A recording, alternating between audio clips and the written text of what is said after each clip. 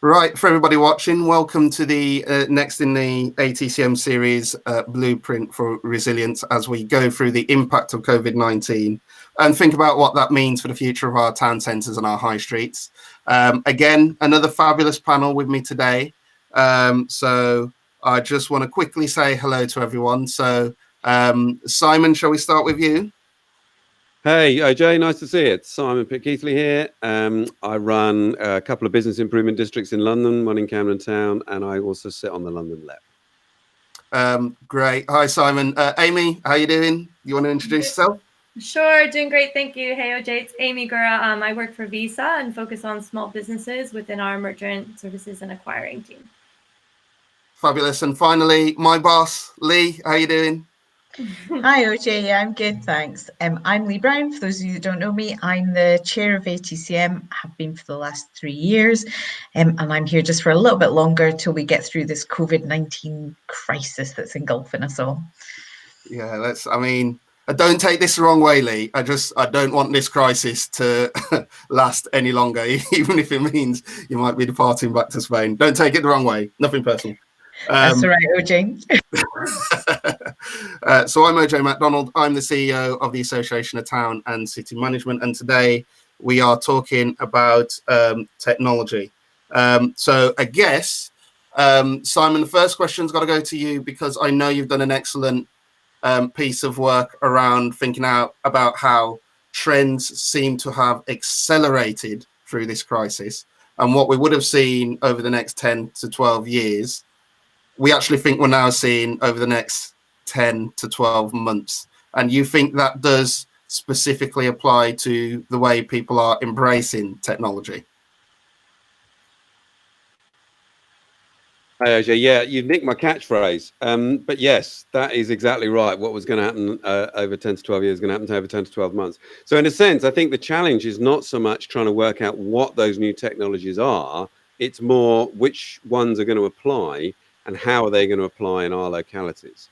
So I think that one of the things that we also know as sort of centre managers, particularly those of us running business improvement districts, is that we've got this weird and rare opportunity to do things that people like local government, regional government, and even national government can't, because we have that democratic legitimacy, our own kind of finance and governance, and that on the ground connection, but also speed with which to start embracing all those things that we know are happening. So like I say, I think it's less about what's it going to be and more about how's it going to apply to us. Yeah, I mean, I agree a lot with that. I'm just going to start by bringing in a slide to look at. So let's see if this works. Can you all see that? Not yet. Hang on. There we go. Can you see that? Yeah. Yeah, so I mean, one of the things I think we're seeing is definitely an acceleration in the growth of some of the trends in terms of the way people are using online. And it's definitely not about necessarily new technology. It's some of the things that are out there already, some of the existing infrastructure, which really seems to have accelerated. And I know, for example, I saw this fairly recently, Ocado doing a bit of great businesses, online shopping absolutely surges, which would be no surprise to anyone, I guess. Ojay, sorry, Ojay, if I can just quickly jump in. I mean, I think the other point is, but what about Deliveroo? You know, it's not really not that easy to predict this stuff. Certainly, it's becoming easier as we get more deeper into it. But I don't think any of us would have predicted Deliveroo being in the position they're in now in a crisis like this. No, absolutely. That's I think that's a fair call. I think, Amy, from Visa's side, what do you think in terms of how technology is impacting small businesses at the moment and those general trends? Yeah, I think I echo what you're saying, that we're really seeing for small businesses and consumers, you know, the people adopting the technology that was there already, and maybe were hesitant to do so before. And we'll be very closely tracking these trends In contactless, we're definitely seeing a lift where people obviously can go to the store, and really that's millions of transactions now that are being done, you know, within just the last few weeks that would have otherwise been done by PIN.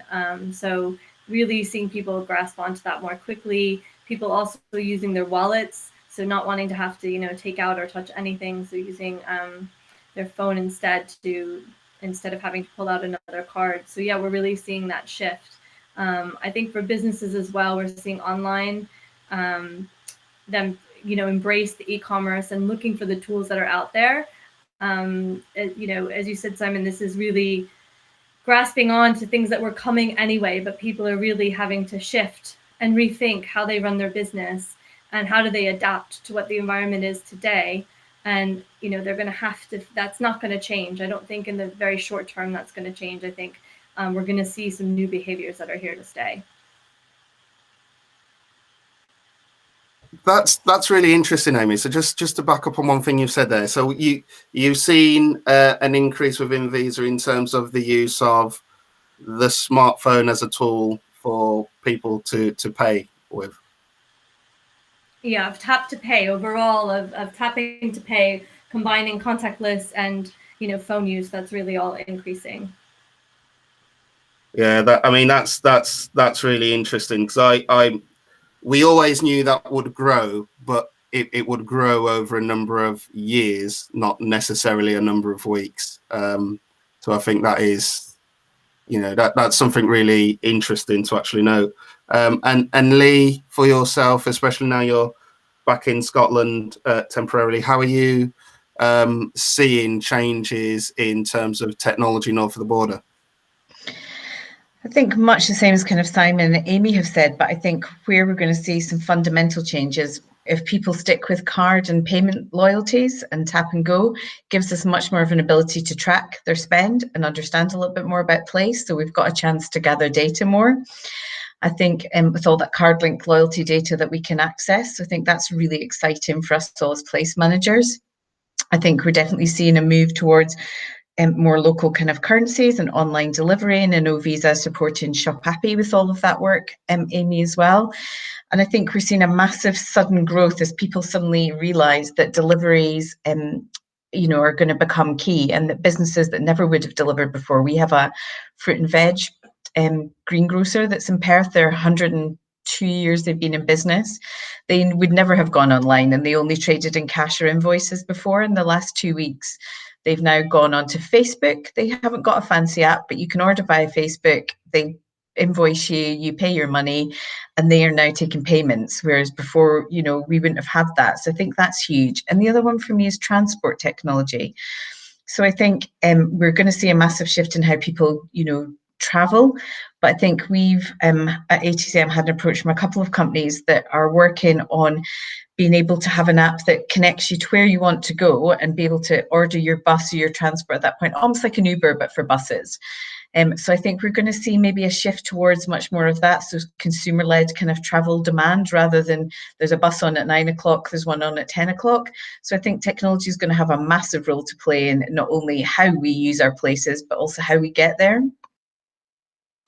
I mean, that's a fair call on the transport bit. I totally get that. In fact, I've had a conversation with various transport companies, and they say, especially with the ability now to use artificial intelligence, you can have a much more demand-led public transport network. What I will say, though, is, and this came up in one of the sessions we did around how the world is changing socially, and because of the fears in the short term around physical distancing, and this came up in the transatlantic webinar, is just how popular for now public transport will actually be, and if it might actually be maybe a number of months or years before public transport is where it was a few months ago. But certainly I think the use of technology in helping to rebuild more efficiency in the public transport network sounds to me like it might be a sort of sensible route forward. I think, Leigh, you also mentioned the bit about your greengrocers, and that's something else I picked up from speaking to other partners within the industry. So especially guys within the markets industry who have been trying for years to get their members to develop and evolve, which was happening, but possibly at a pace which they wanted to accelerate. And all of a sudden now they are telling me that some of their market traders have really picked up the baton and have run with it. And they have evolved and they're trading online and they're doing contactless and they're doing all of this. Simon, coming back to you, is that something you've seen with your own markets? Yeah, I mean, definitely. People who've been resistant, that we've been trying to kind of get digital for years and years, because there is no other market for them, are definitely changing their behaviors. But I think there's also a couple of other things that we need to start thinking about. One is the app that's coming soon or is out on the Isle of Wight at the moment. That's going to have a huge influence on people's behaviors. Depending on how it's used, if they start using it in the way that they did in Wuhan in China, where whole areas were suddenly told and they couldn't go out, and how place management responds to that when it happens to your area, I think is going to be quite interesting. I also think that there's, I run a co-working space, as you know, and so getting people through complex environments where there's hot desking and things like that is going to be a challenge that technology could respond to. And I need to find a better example on this, forgive me, but it's the only one I can think of. I haven't spent enough time thinking about it clearly, but I am told, I promise you, I don't know this from personal experience, but I'm told that in Japan, for example, they have sex hotels where you can go in and not be seen by anybody else. So you check in some way, and there's a series of lights take you to a particular lift, and you come out on the particular floor, and then you follow the light and you go to a particular room. Now, make no judgment about how people use that there, but signaling like that to enable people to kind of come relatively close to each other, but not too close in relatively confined environments, is something that I don't think we've kind of thought about. But it would be a way of moving people around shopping centers, or at least in the sort of access points and lifts and stuff like that. Signaling really is all it is. But I think there's lots of different ways that we could start to use technology that we haven't even thought about yet. Yeah, absolutely. And I think, so I guess we need to think about how we can use technology to promote physical distancing in exactly that way. That's a really good point. Thinking about that, and I'm going to come back to you, Amy, because I've been to Visa's offices is it Paddington, if I remember correctly? Is that right? So, I mean, in terms of working in an environment like that, what do you think the future is for some of those office-based businesses over the sort of short term, while we still don't have a vaccine, while there is concerns over physical distancing? Do you think there's going to be much more flexibility from employers around allowing people to work from home, work from different locations, rather than all congregating together in a large workspace? Yeah, definitely. I think we see that. And the reading I've done says that people are realizing that they can do it. So even businesses who thought maybe they needed to be face-to-face are finding that they can operate in this environment, and that a lot can be accomplished. Even within our own offices, we have an innovation center, which I think, Ojay, maybe you've even been to, which really showcases some of the technology that we have, and usually is used to hold workshops with clients. And even in this current, last few weeks, they've been holding those workshops remotely and figuring out ways to do it. We're also looking at a number of different tools that we can leverage to do things like chalkboarding and whiteboarding and have discussions that are more interactive but are still remote. So I certainly think that it will change. I think also people have kind of this response to these type of dramatic situations where it will be some time before we all feel comfortable being in a close environment again. And so people will naturally kind of put up their own boundaries as well. But yes, certainly it's been amazing as all of us have adapted to just using the technologies, as I said, that are already out there, and then just finding ways to leverage them.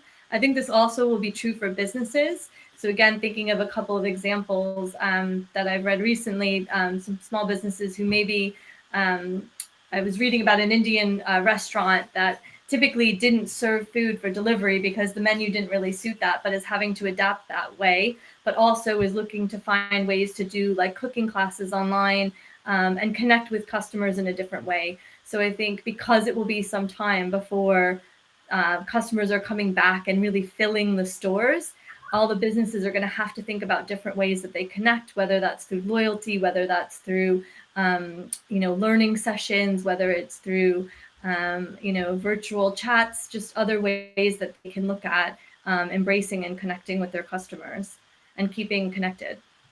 Yeah, absolutely. And I think it probably goes back to what Simon said at the start, because a lot of that technology which allows businesses to do that is already there. It's been there for a few years. And we heard that from our friends over at YouTube at Summer School in Camden last year. It's just a case of we need people to be able to know what is there, what's available, how they can embrace it to best engage with different audiences. And I guess kind of this context is allowing that to happen in a way. Yeah, and I think in many ways it's very exciting because it opens up a very creative space for people to think about it differently. And we've talked about omni-channel before, but really, again, this is going to force the issue of businesses, in order to survive, are going to have to think about the different ways that they connect and the different channels that they utilize to continue to sell and to grow their business.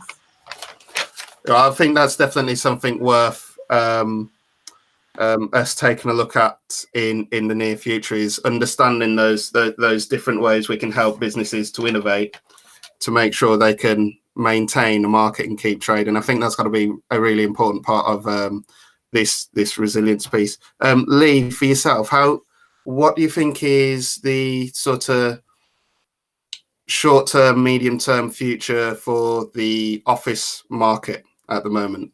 Is it something you've given much thought to? Yeah, I mean, I was really interested when I was reading the piece. I think I mentioned this in the IDA conference, that Barclays, they're saying that they don't think they'll ever return to having 7,000 people in large offices in London.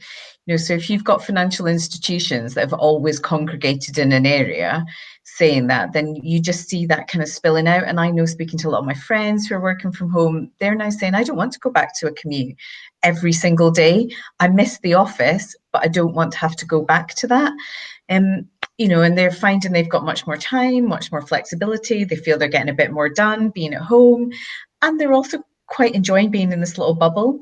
So I think, it'll be interesting to see how that works when they're not actually homeschooling and doing all the other things as well. But, I think we are definitely going to see a massive shift. But I also think this is where technology can help, doing some of the things that Simon mentioned. Because if you've got apps that you can book a space at that time, or an app that will allow you to travel, you've also then, it's almost like that track and trace. So you can then say, well, actually, somebody's been, somebody who's in Simon's building, they booked a space. We know actually that somebody's had COVID within that, so you can contact people.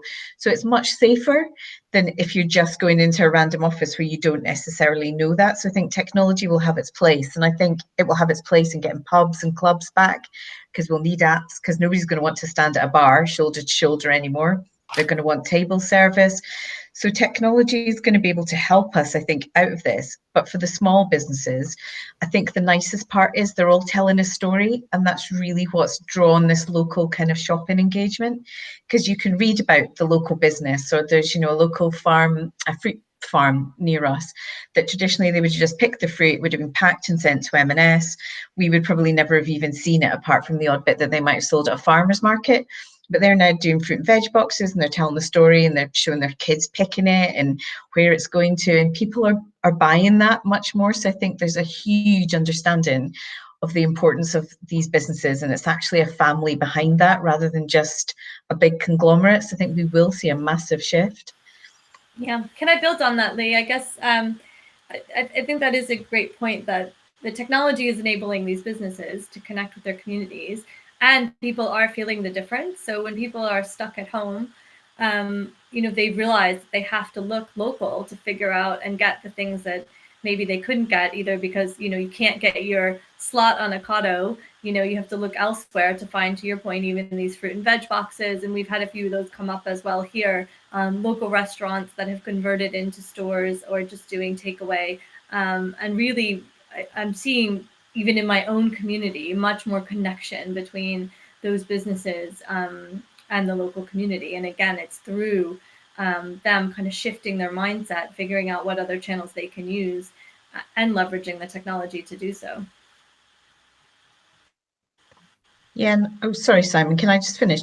I think a really interesting piece for us is, traditionally as place managers, one of our roles has been to promote for people to come to a place and talk about that. But I think one of our roles going forward is really going to be that kind of, this is how you engage with the place, but digitally and through technology. And I think, I know we've got digital improvement districts started in Scotland and all of those different things. So I think that it will be a massive change in how we market and promote places. And I think that will, we'll see a shift, not maybe in the technology used, but in the messaging around that.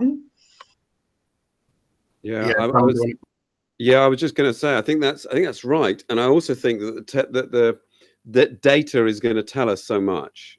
I mean, we've already heard what Amy's been talking about in terms of the shift in spend, and also that locality, where that spend takes place physically. I mean, I think it's certainly in London, you're already seeing a massive shift in spend from commercial areas to more residential areas.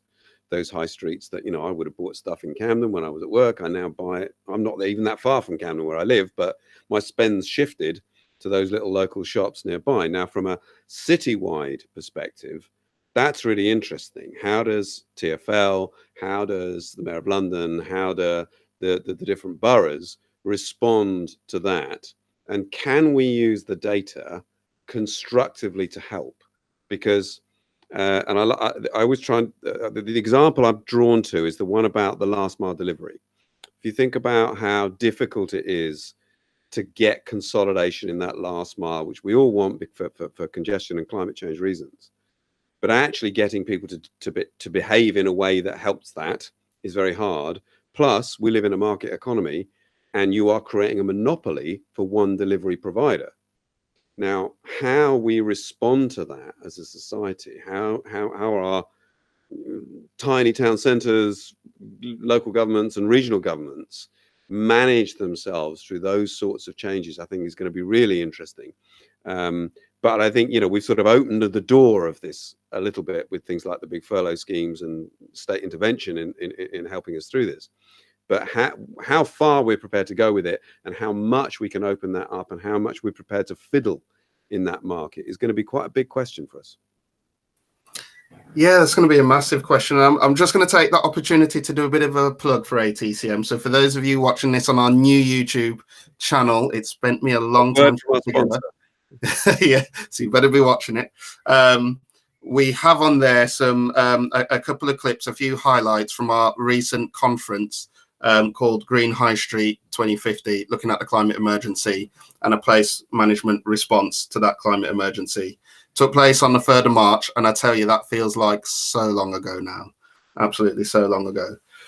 But I think there's a lot of really interesting points there. I think certainly in terms of the data on how we understand how almost the patterns of retail spend are changing from your sort of big city economies back to your neighborhood districts again.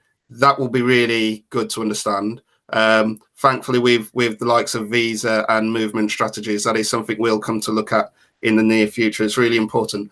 Are we potentially looking at a turning of the tide in terms of those neighborhood districts becoming a force in retail again? Because it feels to me like especially since the recession around 11, 12 years ago, some of your bigger cities have sort of sucked in a lot of that retail spend, and it's starting to become decentralized again.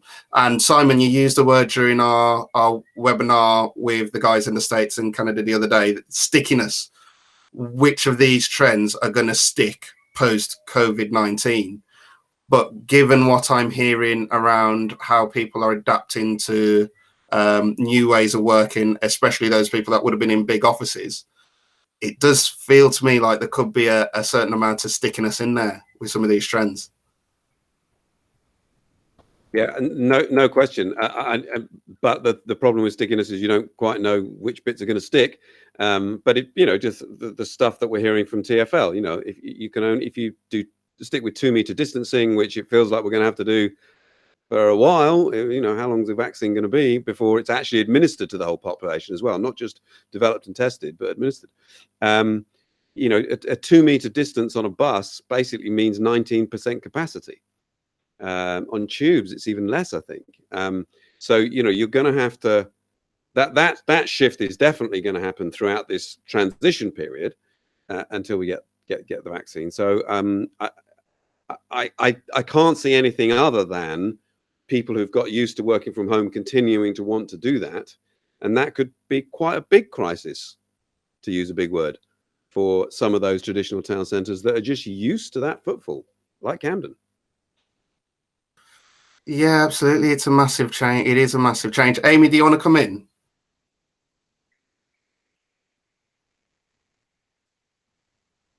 Oh, sorry, Amy, you're on mute. Yeah, I mean, not much to add other than we will be looking to track those trends. To your point, we'll be looking at consumer behavior. We will be looking at, you know, is it going to the small businesses versus the large merchants? So I think it's anyone's guess as to what will stick. Does certainly feel like many of these trends are going to be around for a while. So I think time will tell. It'll also be, I think, important to be tracking what's happening with travel. And obviously some of the retailers are quite dependent on travel. And if that's not happening for a while, that will also impact business there as well.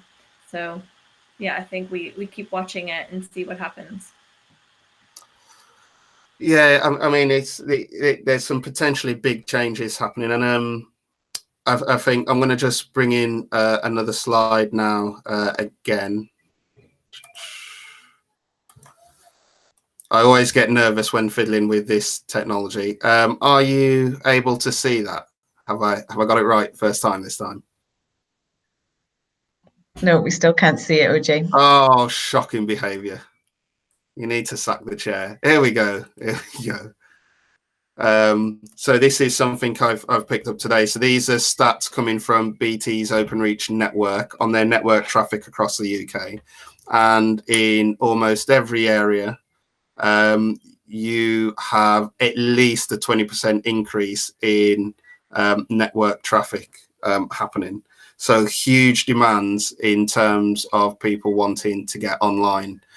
So just to bring this around to a sort of slightly different angle, which is still something we need to be concerned with within the town and city management industry.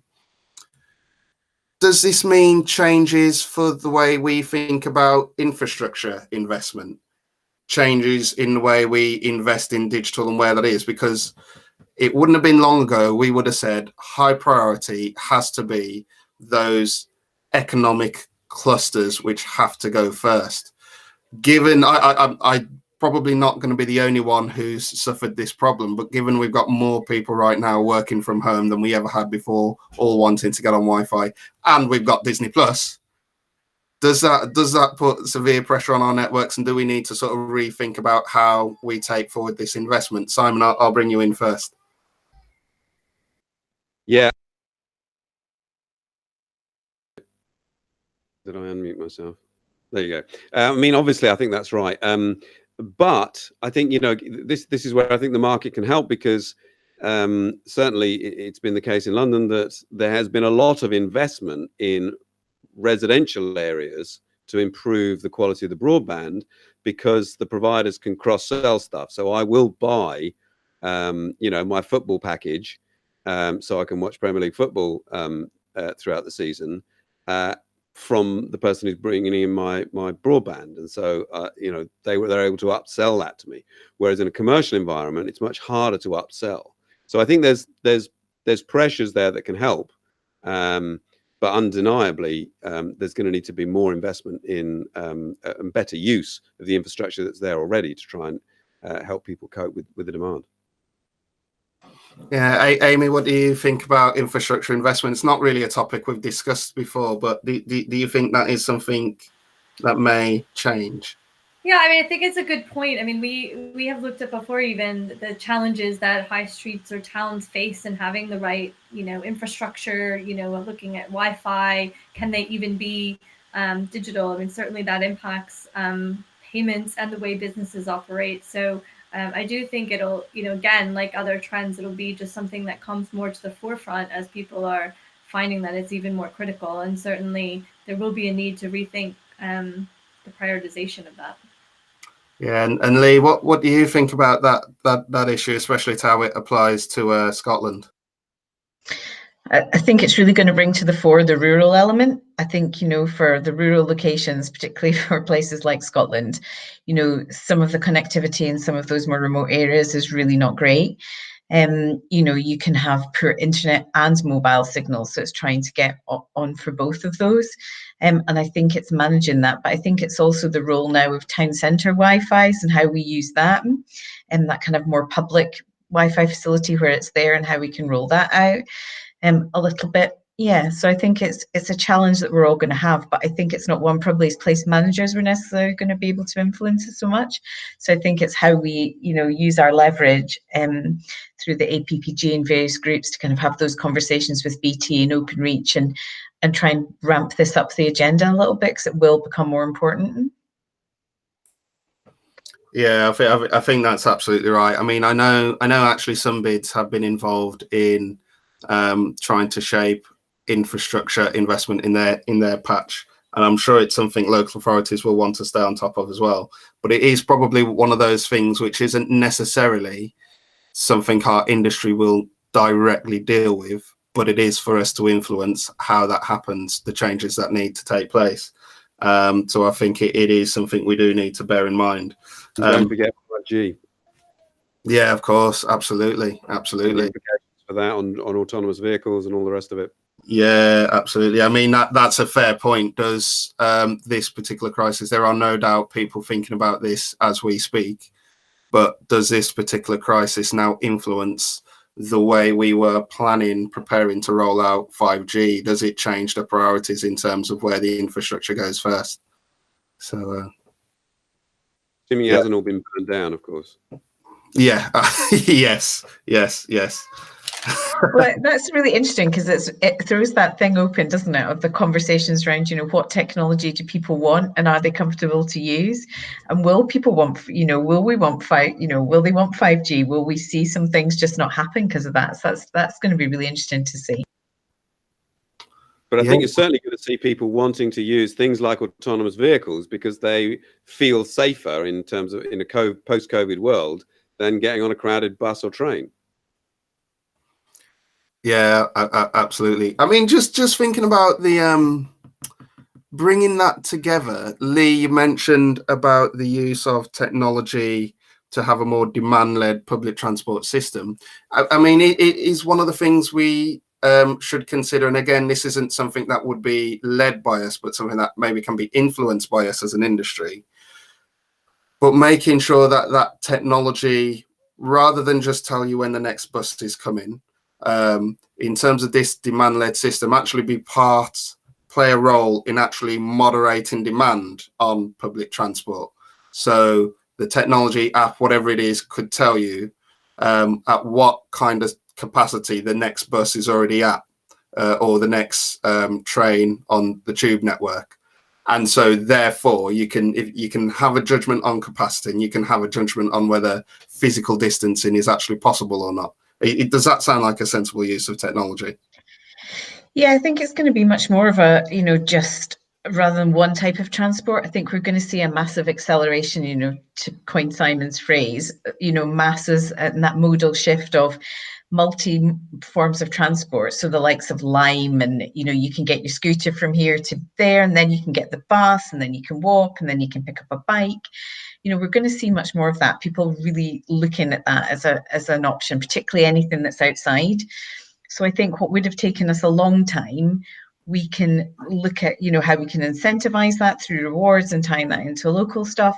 But I think there's going to be a huge shift towards people looking at that type of transport that maybe wouldn't have done that before. So I think anything that can give us real-time information and ways to plan a route that isn't just you get on the number 9 and it drops you off and you then walk 8 minutes to your stop. I think that's going to be really critical.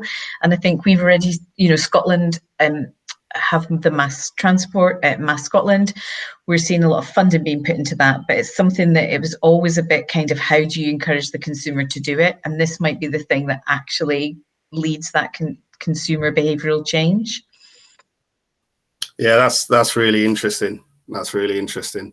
Okay, I just want to come on to one more topic before we finish up. Amy, I'm going to start with you.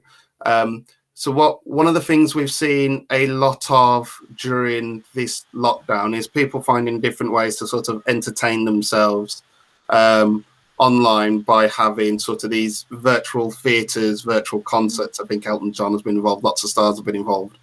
Coming to that term again of stickiness, is this something we think might endure, not just for the shorter term, but maybe the medium term, longer term, until people are comfortable being in spaces with lots of other people in a concert hall again? Yeah, great question. I think in the short term, absolutely. I mean, it's been amazing to see what people do embrace. I did a cooking class this morning with my daughter via Zoom. Everyone's doing Joe Wicks, right? Like theater, almost anything people are now willing to do online, when I don't think maybe a few weeks ago we would have even considered it. So I think, again, I think people, that appetite for it, I think will stay. But ultimately, I think people are going to want to get back to the experience of being in the same place with others. So I think it'll just be a matter of how we get there and how we get there in a safe way. But yeah, until then, technology is going to have to exist. And again, just to go back to the example of, a restaurant adapting, doing cooking classes virtually, I think places are going to have to look to how they're utilizing that technology to continue to connect with customers, with community, with people, and reach people at a much more broader level than hoping to have that interaction in a room, because we just won't have that. So yeah, I think it's here to stay for a bit. Eventually, I really do hope we get back to to theater and concerts, because there's something about being in that environment that you cannot replace with technology. Yeah, absolutely. I mean, through our Purple Flag network, we've championed leisure, hospitality, theatres, cinemas, dining, all of that, and it's exactly the kind of thing you want to go into your town for. And it strikes me that it's such a challenging environment for those businesses, because they, in many ways, are the hardest hit, aren't they? Yeah, but you think about, I mean, if we start to have social distancing, I could envision that you go to a theater, you go to a cinema, but there's a limit on the number of people that are there, maybe initially, or there's blocks, and that you go in certain groups. So I think there's, again, ways to get creative with it that can be adapted. And in the interim, we leverage the technology, and maybe those scenes are broadcast in a way that haven't been done before, so that people can partake in it who can't be there, but then you still get to have people coming in. Yeah, maybe. I mean, to Leigh's point, maybe it's something about real-time capacity that's adjusted, as well. So yeah, of course. I mean, there's all sorts of things to do with cost. Oh, hello. Sorry. It's fine. It happens to all of us. It happens to all of us. I've got my kids just outside the door. I can hear them. Carry on. I think it's a really interesting point you make, and I think it's interesting. We talked about this with the group looking at the social implications, and I asked a specific question. Look, you've got people like Joe Wicks now on YouTube. Disney Plus, I think, has seen millions of subscribers in its first few weeks. I think, is it 50 million subscribers or something? Netflix has more subscribers than it's ever had before. I mean, the growth has been massive, absolutely massive. I put the question to the panel. I asked them, are these things going to stick? Does this mean long-term challenges for places like theatres, like cinemas? And I think it was Chris Wade that came back in a heartbeat and said, as soon as this is done, I'm going to the nearest cinema. I'm going to watch a film because I need the experience. I need the experience. Is it that thing of experience that is going to allow those businesses to survive post-COVID? Leigh, I'll come to you. I don't know. I think it's quite interesting. I think it's mixed up with a whole lot of things for me that are probably social. I think the BBC Big Night In was really interesting because clearly it's really interesting what celebrities look like with their professional team of makeup artists. So they're much more like me and you. And you know, whether that will change. So I think, you know, there's that bit around, will that drive that kind of totally image-led society that we've been in for a while with Instagram and all of that stuff? Will that change that? I think, you know, the way museums and theatres have done stuff online has become much more accessible for a lot of people that maybe weren't engaged with those places before. So it would be really nice, I think, if an element of that stayed. But I do agree with Amy. I think there's an experiential element that people will miss because we're social beings. So I think it's more part of that nature thing rather than just a need to necessarily get dressed up and go back to the theatre. So I think we'll see probably a mix of it all. And I think as technology evolves, there'll also maybe that will become a revenue stream because you'll be able to have a pricing model where maybe if you watch it online, it's really cheap, but, you know, you subscribe like you would to a big fight or, you know, something else that would maybe be on. So I think we'll see a shift just in how people consume things, but I still think there'll be a role for those places. It's just going to be different for a little while. Yeah, and Simon, we'll come to you for the final word then. Is it true what Leigh says? Are we thinking about, technology, it's going to be there to stay. People are embracing it. Some of the trends we're seeing will stick, but ultimately, for a lot of those businesses, experience will keep people coming back. And if anything, we can use that technology to help make those experiences better rather than taking people from the town centre altogether. We can use technology to make sure that experience can be safe, can be improved, but it doesn't necessarily have to mean those town centre businesses can't operate anymore. Yeah, I mean, all we know for certain is there's going to be change. We don't know quite how that's going to play out. I think we have to bear in mind that you talk to anyone in sort of theatre or hospitality world, they just cannot operate on 20% capacity under the current economic model. So I think there's a big stress on that economic model coming. You know, can you really afford to pay the kind of rents you pay in a high street or a town centre if you can only get 20-30% capacity? No matter how you augment that, I think there's a big stress on that economic model coming. How it plays out, I don't know, because I think I've been predicting a fall in property prices for the last 20 years. It's never happened. So, but you know, you can see where the stress will come from. I think there's a role here for local authorities and people around them to start thinking differently about things like, can we use smart licensing? Can we have real-time noise and you know, light pollution monitoring that enables you to say allow a venue to stay open a bit later if it's not breaching certain rules, but rather than it be a cumbersome process. And I think that might kind of break down some of those barriers that we often get in town centres around the way people who live in them feel versus the people who come to work and play in them. You know, we all feel differently about the places we work and play than we do with the places we live, but that doesn't mean we don't care about them. It's just a different emotional engagement. And that sort of tension between those two things, I think, is often there. And maybe things like smart licensing can help. But to the point about is experience going to be important? I think it depends. If you're 20 now and you are looking at being robbed of 2 years of your hedonistic life, I think you're going to go crazy when you finally get the chance, aren't you? And, you know, some of us who are long past that might feel a bit like that as well. And I was reading a great article, I think, by David Aranovich saying, you know, the 1920s was a hedonistic response to the constraints around the First World War. It may well be that we get different generations responding to this in different ways. And we can sort of try and imagine how that might play out. But I think at this stage, it's a bit early to start calling the shots, but we've got to keep watching.